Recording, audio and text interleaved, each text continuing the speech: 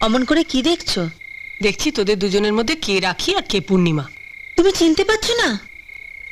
না বাবু, তোদের দুজনকে একই রকম দেখতে, তার উপর আবার একই রকম শাড়ি পরেছিস, একইভাবে চুল বেঁধেছিস। তোরা এক কাজ কর, যে কেউ একজন এমন একটা চিহ্ন রাখ যাতে আমি একবার দেখলেই বুঝতে পারি কে রাখি আর কে পূর্ণিমা। তুমি বলার আগে আমি সেই ব্যবস্থা করে ফেলেছি। আমি রাখি, আমার হাতে সবসময় এই লাল সুতোটা বাঁধা থাকবে। ওইটুকু একটা চিহ্ন?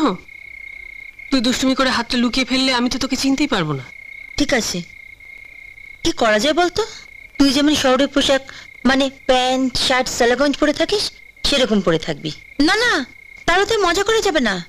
তুই বরঞ্চ যেমন শাড়ি পরিস তেমন পরবি। আমি সাদার উপর ছাপানো শাড়ি পরবো। এ মা, সাদা জমির উপর ছাপানো শাড়ি তো আমার নেই। নেই তো কি হয়েছে, আমি কালই বাজার থেকে খানচারেক শাড়ি নিয়ে আসবো। আমি যতদিন থাকবো ওগুলো পরবো। আমি চলে যাওয়ার পর তুই এগুলো নিয়ে নিস। হ্যাঁ বাবা, সেই ভালো। ও, ওকে অজয়ের কথা বলেছিস? অজয়কে? ওর কাছেই শুনে নিস। কে রে এই অজয়? এখানে এক কিকটে জমিদার আছে, তার ছেলে।